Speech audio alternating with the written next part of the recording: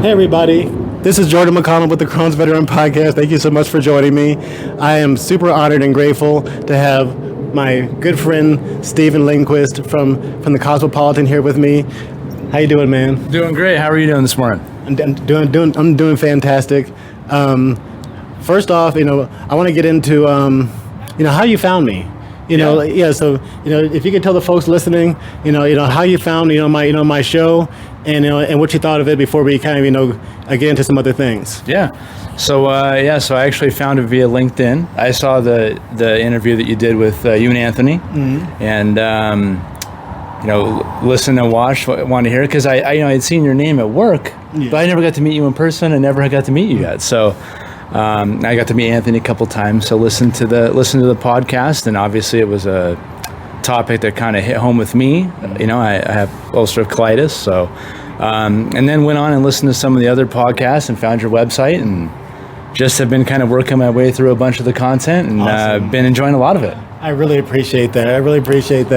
Again, thank you for being here.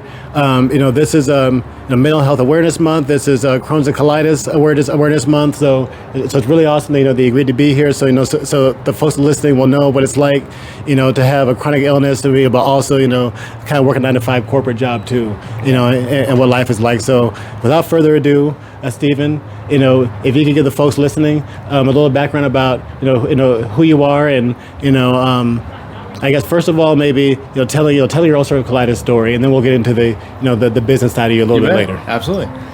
Yeah. So so I'm originally was kind of born and raised, like I was mentioning, born and raised in Coeur d'Alene, Idaho, and then moved around for work and all that stuff. But yeah, my UC story started not very long ago. Last February, so a year ago February. Oh wow! And it was always a real healthy, active guy. Never really, knock on wood, never really had any ailments, anything like that. And I always kind of had bad skin. And as a kid, I took a medication called Accutane, which is pretty harsh. It's like a vitamin A derivative, and it really helped with the acne as a kid.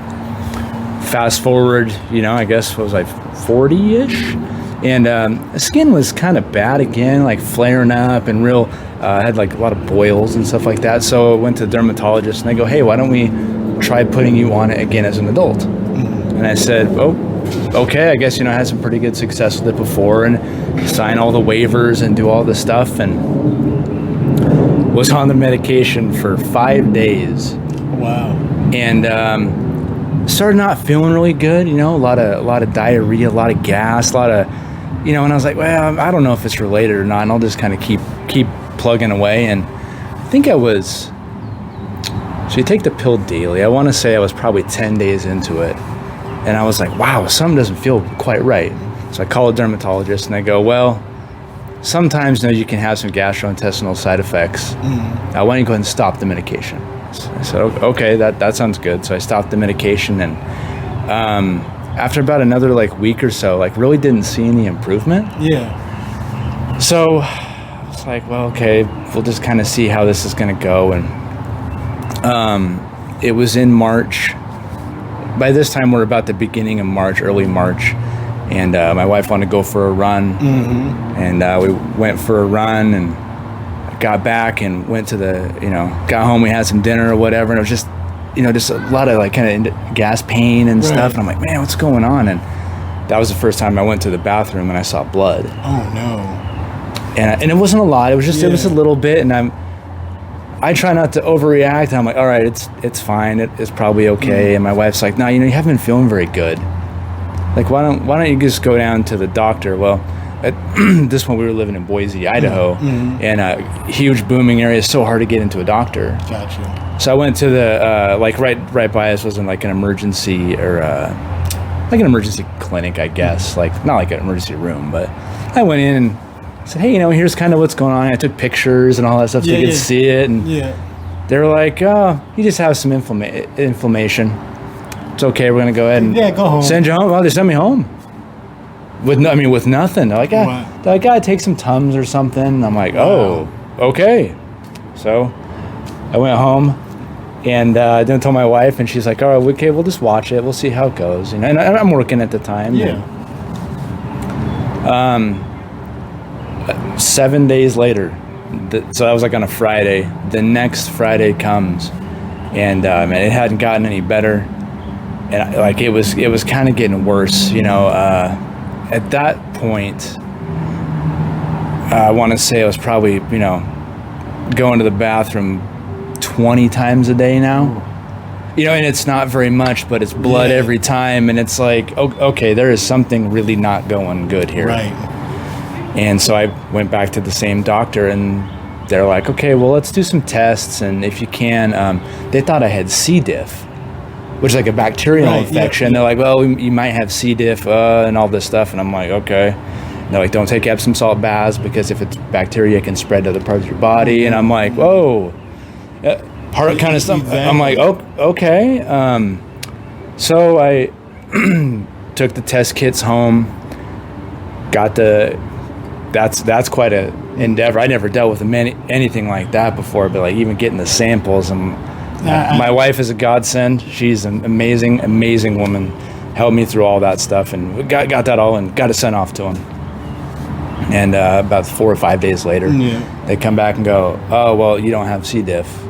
So then it's these massive blood panel, blood tests, going 3 times a week, pulling and looking at all the numbers, and they're like, yeah, we're really not sure what's wrong. We're going to try and get you in for a colonoscopy. And that was 3 weeks out. And again, meanwhile... So how are you feeling at this time? So at this time, it's a lot of uncomfortable. It's pain. I started to lose a little bit of weight. Yeah. So I guess about when this started, I usually hover around like 160, like 150 to 160. So started to lose a couple pounds, and just nauseous. Right. Really not feeling that great. And just kind of a lot of gas pain, and fatigue kind of setting in. That was pretty much the most of it, but just really didn't overall feel very well. Yeah. And I thought, wow, 3 weeks is like a long time. But hey, they know what's going on. I have no experience in this, so I'm just going to follow their lead. Right. That was yep. I'm not faulting them. I'm just saying I'm following their lead. So 3 weeks go by. And they're warning me about the prep for the colonoscopy, and I'm like, hey, at this point, please do what you got to do. I don't care what it takes, right? So go in and have the colonoscopy, and you're recovering out of it. And my wife's sitting there, and it was during COVID, but they let her come in, and they come in too, and they go, well, Miss Lindquist, the good news is he doesn't have cancer, and he doesn't have Crohn's. And I'm like, and I didn't know. I'm like, what else is there? Right. And I go, well, because of the inflammation, because of all the stuff, he goes into the bucket of ulcerative colitis. If they don't know what else it is and it's the inflammation, you go into the bucket of ulcerative colitis. And I go, okay. Wow. I go, okay. I didn't. We had no name for what you have, so you're going into the ulcerative colitis bucket? That's where you go, I guess. Yeah. So they say, we're going to send in a prescription. Here's the website, the Crohn's and Ulcerative Colitis of America website. And we'll follow up with you in 2 months and see how you're doing. I go, okay. So I'm thinking, well, this must not be very serious. Maybe I've never been one who's really been sick and go to the doctor. So I go, well, maybe I overreacted. I don't know. And so send me home. I get the prescription, and the first thing they put me on was mesalamine. Okay, but what was that for? What was that for? So essentially, it's called 5-acid. It's essentially to try to help lower the inflammation because essentially with ulcerative colitis, your immune system is attacking. Right. It's because something's going on, and essentially what they think is that the Accutane kind of set that off, and really it was trying to get it out of my system because it was some kind of conflict in the body. Interesting. And that's one of the like 0.00000%, like when you sign the waivers, right? Like that can happen. Well, it happened. And but then the body doesn't stop trying to get it out. So they put me on mesalamine, and that was about the middle of March. And honestly, from there, it just got worse. So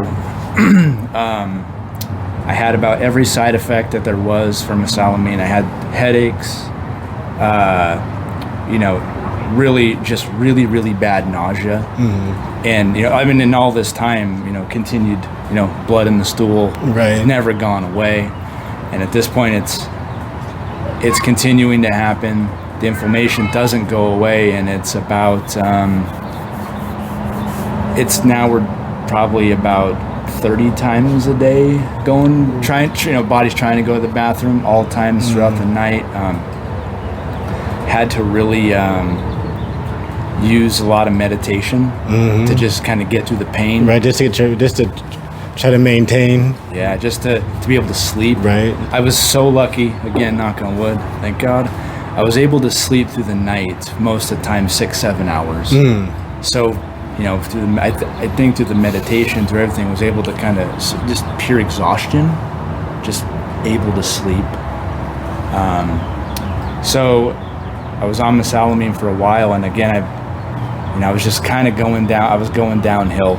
Pretty, my wife was concerned, and it's hard because she's taking care of me, the house. She's working a full-time job, right, our 2 dogs, and she's taking care of literally everything because I can't. I wake up, eat. I was able to work from home. And then this is what people don't know is just how IBD can really just doesn't just impact the person with it. It heavily impacts the family members and loved ones around that person too. Yeah, and I watched your podcast about that, and it's so true, and it hit home. Without my wife, I don't know what I would have done. And our family wasn't close to us really at that time, so she's trying to keep them informed, do all the stuff, work a full-time job, and said she's a godsend to be able to do all that, and just really take care of me and be a proponent for me. So so I was really not doing very well. I was able to get up, eat breakfast, and then work somewhat of a regular day.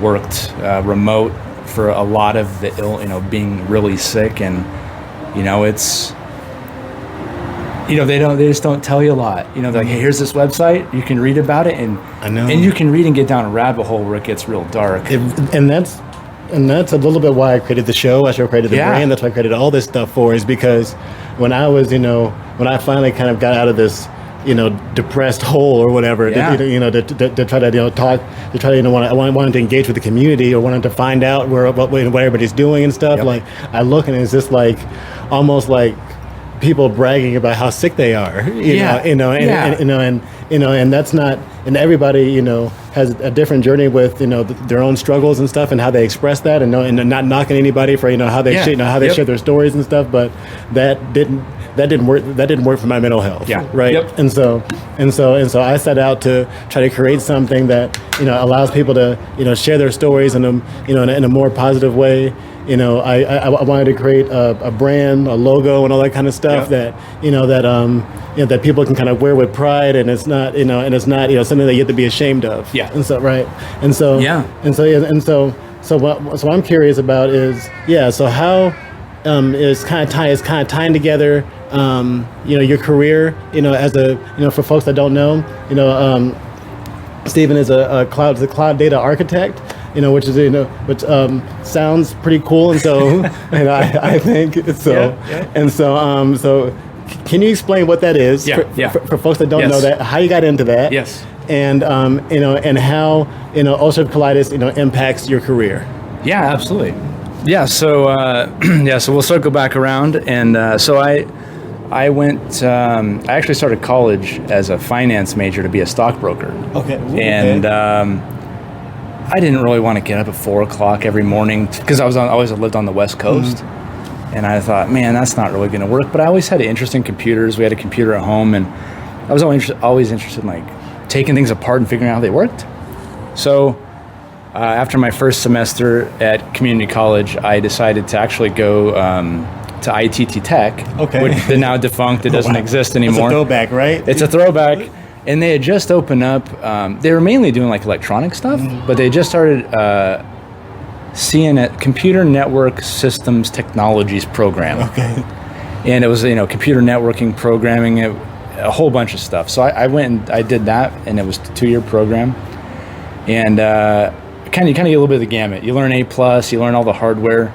You do some programming with C++ and Visual Basic VB6, and then a little bit of database, a little bit, and then a bunch of Linux networking and Windows networking.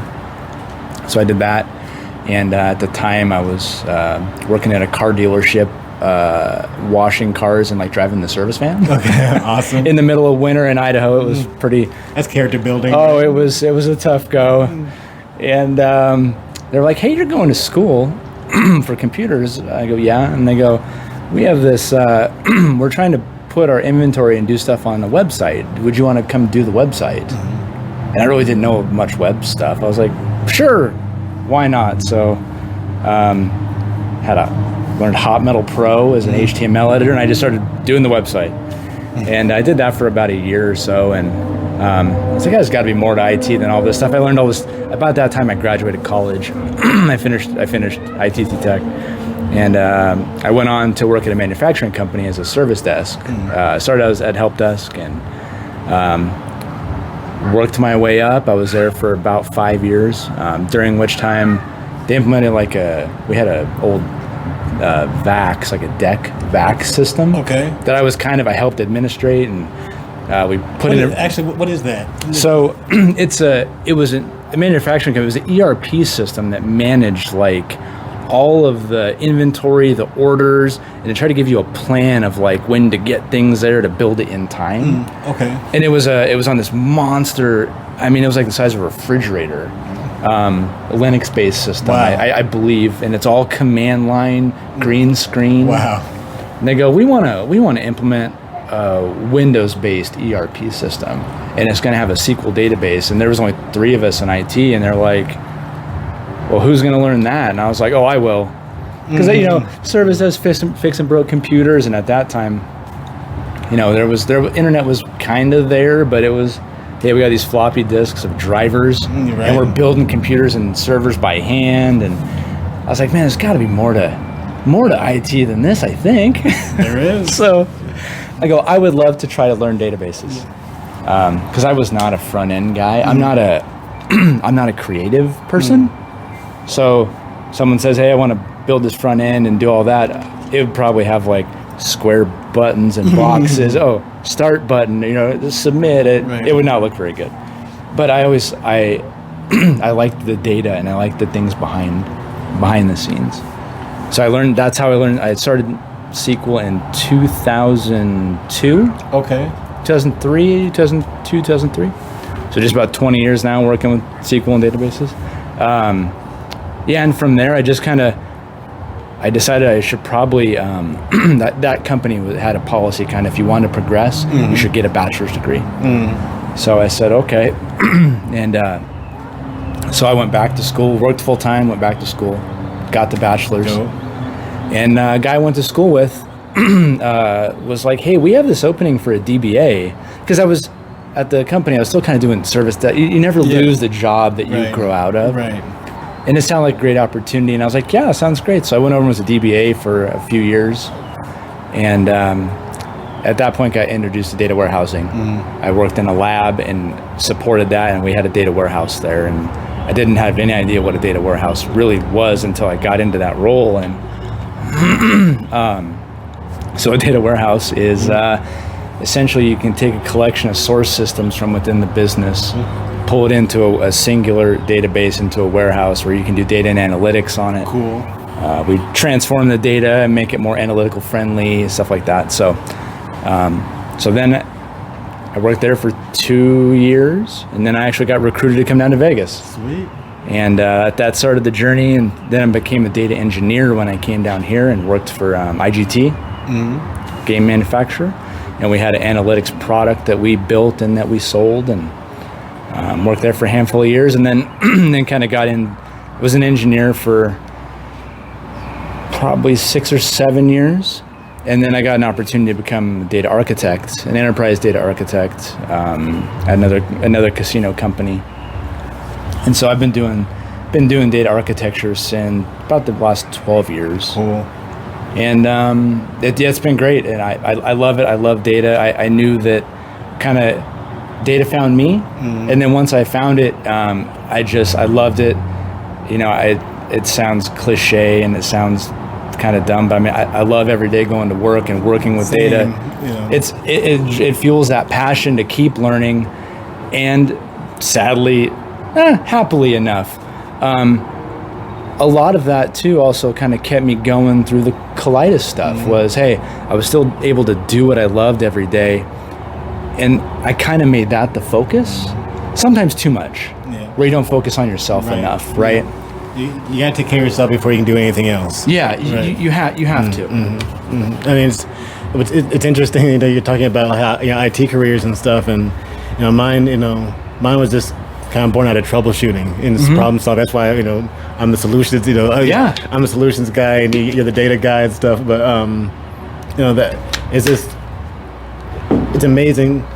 That's what I love to do. I love to problem solve. I love to try to just fix. I love I love just fixing problems, solving problems, and and my career has taken me to like going from like replacing mice and computers and email and internet and all all that kind of stuff, and to just kind of and then actually in the Air Force I did a lot of cool stuff in the Air Force, but then and then getting out I worked at Cox, like doing tech support for them, and just worked my way all the way up into I worked at a children's hospital before I moved to Las Vegas and stuff like that. Okay. I was a systems engineer for them, and then I think before that I was a desktop analyst for like several years at a construction company and stuff. And so, but this is it. But I love it too, man. And so it's, I love the intellectual challenge of it all. It is very challenging. And so it keeps you sharp. Keeps your knives sharp. And so how's your health today? So health today is good. So through that whole mesalamine, and I got to a kind of rock bottom. But I had this chance meeting. My wife and I were working at a small software services company. She was in HR, I was in IT, doing data. I was managing developers, and we hired new people. They came from out of state. We took them to dinner, and at that point, I was the sickest. I was 120 pounds. I lost 40 pounds. Wow. Face all concave, had no body weight, couldn't sleep at night. I was contemplating going to the ER because I was so dehydrated, and just nothing was working. And I was like, is this it? Like, is this it? Is this the end? Like, I didn't know what was going on. And again, I was 2 months until they can see me. I was like 2 weeks out from even getting to see them. And I had this chance dinner with this guy that we met, who we had just hired, great guy. And we sat down to dinner. I said, I'm really sorry.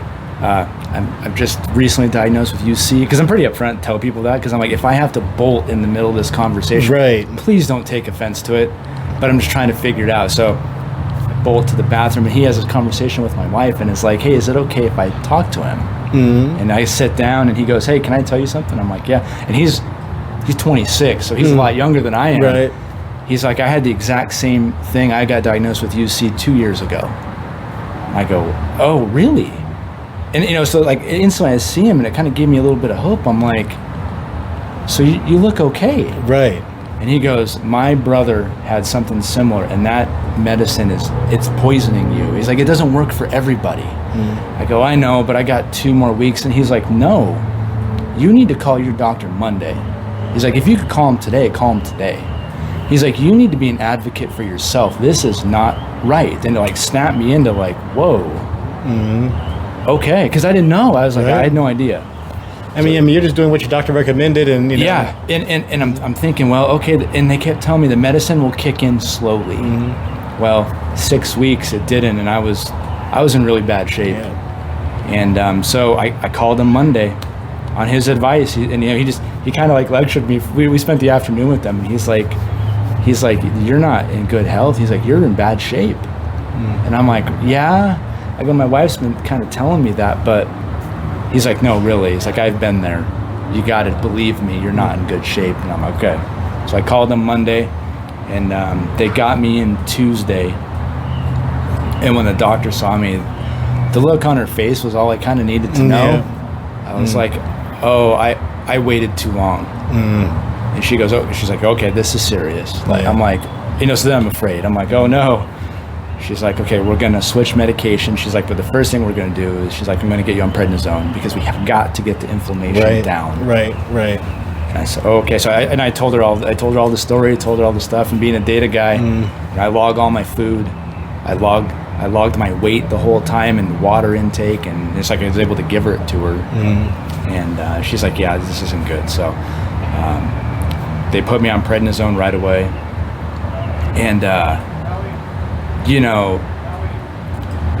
it's a blessing and a curse, because I call it a miracle drug, but I know it's got tons of side effects. But 3 days later, even though I was still extremely dehydrated, extremely, low weight, I mean, I felt like $1 million. I'm like, I can't believe that. I mean, I felt so much better. It was unbelievable. But it was just because there was so much inflammation in my body that there's nothing that it couldn't. They were telling me it was not able to absorb water and any of the nutrients. And it's maybe TMI, but when you're eating food and it passes through undigested, is when they're like, that's when you know you have some problems, because that was happening to me. Right. I could eat food, and especially greens and roughage, and it doesn't digest. I mean, and I have similar problems. Like if I don't take my medicine, life is pretty terrible if I don't take my medicine, type thing. Yeah. So started prednisone, and they go, well, we're going to try it. Since I had insurance, luckily I had good health insurance. They go, we're going to try and get you on Humira, which is an injectable that you take. And so I was on prednisone for a little while as they tried to ramp on the Humira, which didn't work right away. So I was doing it. First was once a month, and then that didn't work, and I was still on prednisone, and they would try to ramp me down on prednisone, and the symptoms would pick back up again. Wow. And so it's kind of that yo-yo. And then I started taking Humira every other week, and was still on the prednisone. And by about that point, the blood in the stool had gone away. I wasn't gaining any weight back. But, I was gaining some of the water weight back, probably back up to about 130 or so. And then every time they would try to take me off prednisone, it took a couple of days, and it would start to get pretty bad again. So then I did Humira every week. And so all of this took through the summer until about August. So it's about 6-7 months of pretty not great. Right. I know a lot of people have it much worse, but it's pretty it's very eye opening, right? It is. So Humira once a week, and then I was able to get off the prednisone, because you can't stay on it for long term, because then there's a whole bunch of other side effects. Right. Very, very bad. So so by that point I was on Humira, and I've been on Humira once a week since last August. So what's that, about 9 months? So by the fall, and after the doctor seeing me, I was able to have more follow-ups more often, because they wanted to keep track of me. Lots of blood work still. And so then moved back to Vegas, got set up here, and so I'm technically in what they call clinical remission.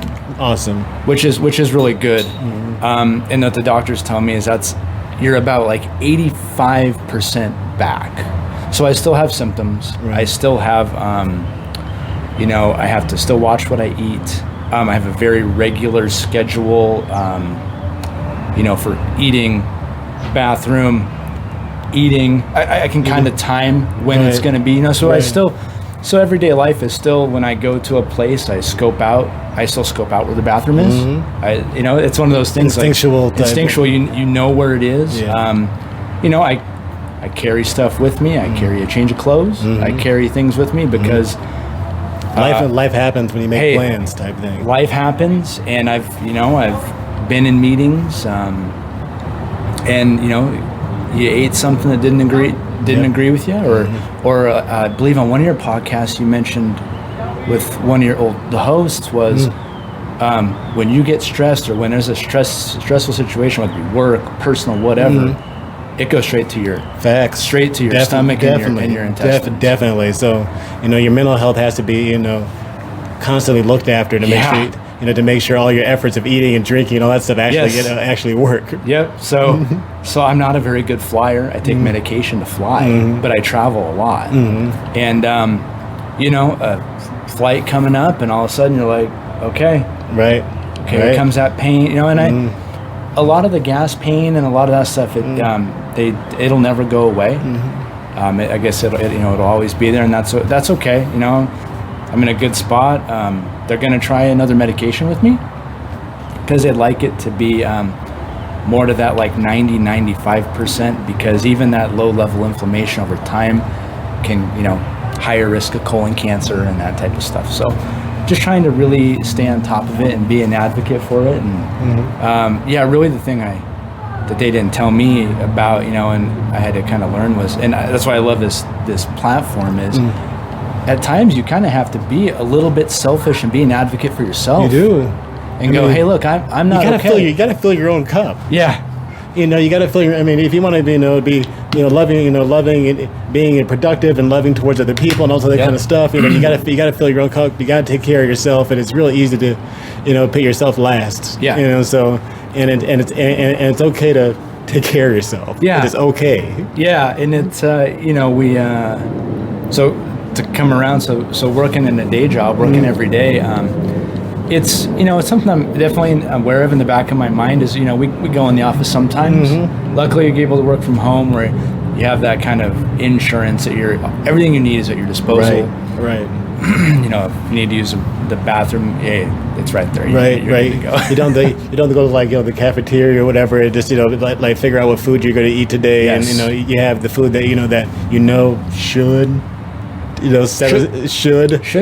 should be the key word, settle right on your stomach type of thing. Yeah. So so lunches with vendors and clients are interesting sometimes because I don't get to choose where we go eat. But it's always look on the menu for. I'm not a big spicy food or anything, so I'm looking for the most bland. Like the UC doctor told me is like the things that are probably going to be the best for you are probably like not the most healthy, like bakery goods and cookies and things that are low fiber that are easily tolerable. Right. But there's there's side effects of that too. Exactly. You gotta get the right nutrients and take lots of vitamins and supplements to make sure that I try to keep up on that. But I think the eating I still have to dial in. Me too. It's a journey. Right? It is. So I eat pretty. I eat like a teenager. I say I eat a lot of stuff that's not that great and healthy, but it's easily digestible. It doesn't I like green beans and I like the green vegetables and stuff, but if you don't cook them enough, that can be a problem, right? And it's painful. I know, and you also have to let yourself off the hook that sometimes you can't control how you feel, and True.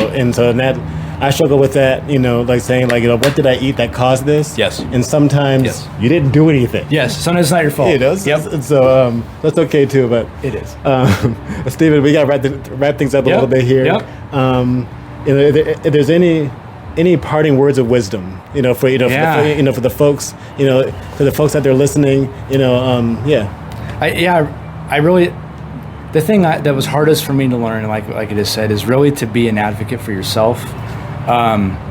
You kind of got to watch out for you and your family around you will help, and just try to, like you say very very often, is just try and stay positive and look at the positive side of it, and having a good support system will really help, and just try to stay in that positive frame of mind and get help when you need it, and don't be afraid to ask for help. Right.